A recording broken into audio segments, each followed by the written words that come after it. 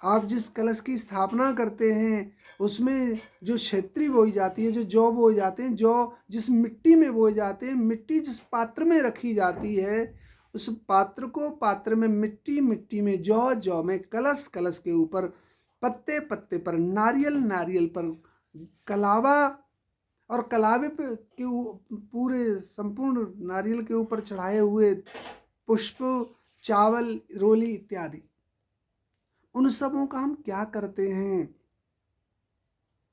याद रखिएगा, यदि बाद में वो लुढ़के पुढ़के डोलें, कहीं फिकते डोलें, कहीं कूड़े की जगह पर, कहाँ गंद की जगह पर छोड़ दिया, कईयों को हम देखा है जिधर बाथरूमों के ऊपर या फिर टाण में या कहीं भी उसे रख देते हैं। देखो भाई, अनुष्ठान किया जाता है, लक्ष्मी पूजन किया जाता है, हमारे जीवन में संपन्नता है इसलिए ना हम पूजा करते हैं, लेकिन संपन्नता तो आई नहीं। तो याद रखिए, याद रखिए, उस घड़े को, जिस घड़े में अब पूजन हुआ है, उस घड़े को किसी भी अपवित्र या गंदी जगह पर नहीं छोड़ना, जिधर जूते चप्पल होते हैं उधर नहीं रखना है, कहीं भी गलत जगह पर नहीं रखना है। और करना क्या है? उसमें गेहूं भर करके रखिए, अनाज भर करके रखिए, गेहूं अनाज नहीं है तो तिल जौ शक्कर कुछ भर करके रखिए, तिल जौ रख दीजिए, भर करके रखिए, उसमें एक सिक्का रख दीजिए। याद रखिए, संपन्नता घर में चली आएगी। खूब पाठ करिए, खूब पुण्य करिए, खूब जप कीजिए, खूब तप कीजिए। और एक और विशेष बात, यदि आप देवी का पाठ करते हैं, यदि आप शिव जी का पाठ करते हैं, यदि आप श्री राम जी की उपासना करते हैं, यदि आप ठाकुर श्री श्यामा श्याम राधा कृष्ण के सेवक हैं, यदि आप श्री हनुमंत लाल जी के सेवक हैं, तो आप बने रहिए। आप जहाँ जिस स्वरूप का साधन, पूजन, भजन, आराधन करते हैं, वहीं से आपको श्री जी के चरणारविंदों की असीम प्रेम की प्राप्ति होगी, श्री जी के असीम प्रेम की, असीम कृपा की प्राप्ति होगी, जिससे और आसक्ति बढ़ेगी। बस निष्ठा इस बात में रखिए, उन देवताओं का पूजन करने के साथ साथ आपको संकीर्तन पर विशेष ध्यान देना है। और जब आपने पाठ कर लिया या फिर माला से आपने माला कर ली, तो याद रखिएगा अच्छे से, जो देवी हैं, हमारे जो देवता हैं, जो हमारे इष्ट हैं, गुरु के द्वारा बताए हुए उस नाम का जप करें। जैसे किसी के गुरुदेव ने आपको दिया ओम नमो भगवते वासुदेवाय, ओम नमो भगवते वासुदेवाय, ओम नमो भगवते वासुदेवाय, ओम नमो भगवते वासुदेवाय, ये मंत्र है। तो अब इस मंत्र का माला जितनी गुरुदेव भगवान ने बताई उतनी माला करने के बाद फिर आपको एकांत में बिल्कुल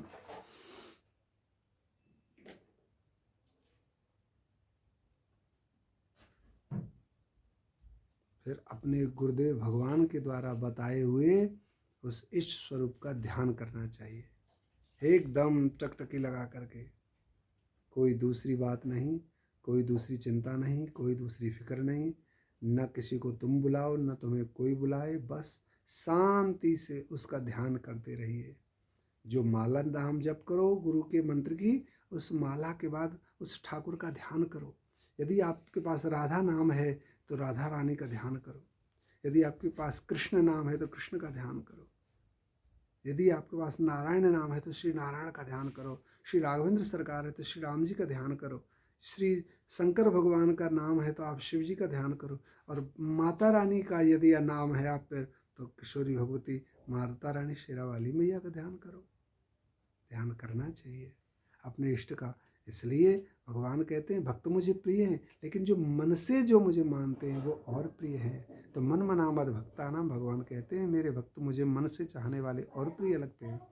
तो याद रखिए, प्रेम से अनुष्ठान करना है, एकदम प्रेम से अनुष्ठान करना है।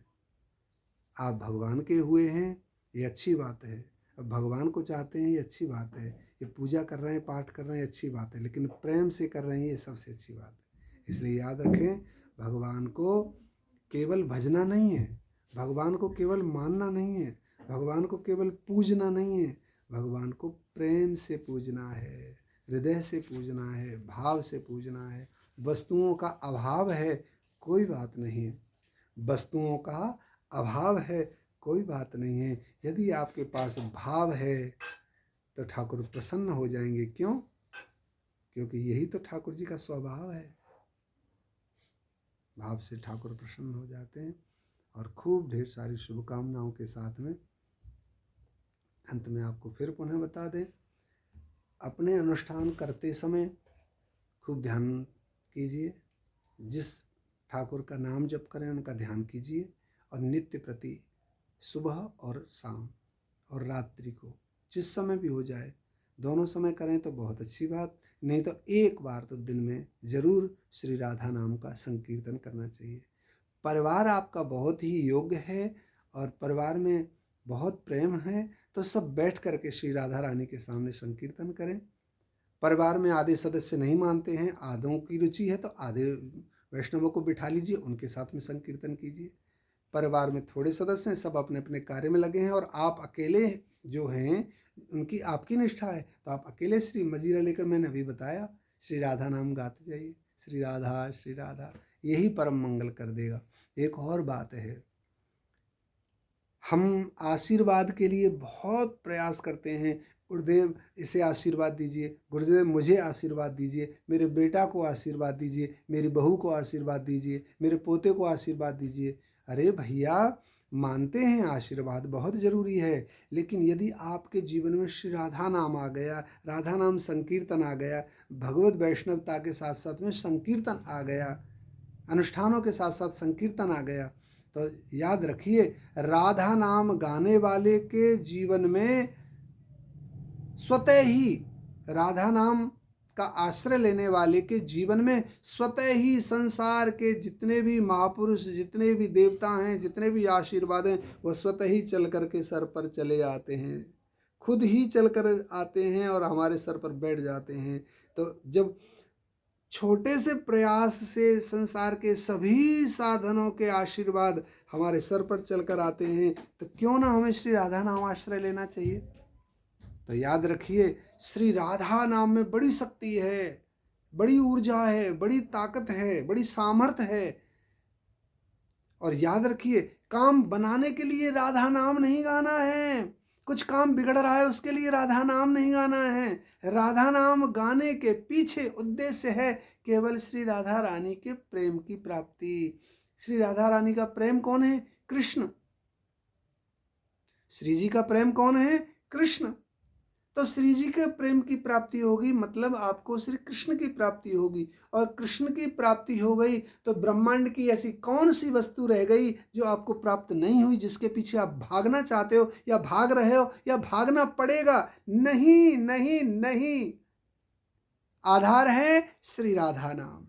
श्री राधा नाम गाइए, श्री कृष्ण नाम गाइए। श्री राधा नाम गाएंगे तो कृष्ण कृपा बरसेगी, कृष्ण कृपा आएगी तो समस्त संसार की औषधियाँ हमारे ठाकुर की हैं, वो हमें सहज सुलभ प्राप्त हो जाएगी। ऐसे हजारों उदाहरण भरे पड़े हैं ग्रंथों में। इसलिए पुनः कहता हूँ, श्री राधा नाम का आश्रय लो। कोई आपके साथ नहीं है तब भी मैं राधा नाम, श्री राधा नाम में कोई कठिनोपासना नहीं है, आप सारे गृह कार्यों को करते हुए भी श्री राधा नाम आश्रित हो जाइए। दुर्गा मैया का अनुष्ठान कर रहे हैं, अच्छी बात है, पूजा पाठ कर रहे हैं, अच्छी बात है, लेकिन श्री राधा नाम गाओगे तो माँ दुर्गा अति प्रसन्न होंगी। श्री राधा नाम गाओगे तो भगवती दुर्गा अति प्रसन्न होंगी, कोई शक नहीं है। राधा नाम गाओ, दुर्गा मैया प्रसन्न हो जाएंगी और आपके घर में विराजमान होकर आपको सुख समृद्धि से संपन्न बनाएंगी। ये श्री राधा रानी का अपना स्वभाव है। अपने जनों के अवगुण नहीं देखती हैं प्रियाजू। इसलिए यदि आप में कोई अवगुण भी है, कोई दुर्गुण भी है, कोई गलती भी है, आपकी कोई कमी भी है, गलतियों को पुतला है ना, इंसान गलती करता रहता है। आपसे भी अगर गलती हुई है तो आप चिंता मत करें प्रियाजू, अपने जनों की गलतियों को गिनती नहीं है। इसलिए श्री राधा श्री राधा श्री राधा आर्त होकर के श्री राधा नाम पुकारो। मेरी यही विनती है, जिसने श्री राधा नाम पुकारा है, जिसने श्री राधा नाम पुकारा है,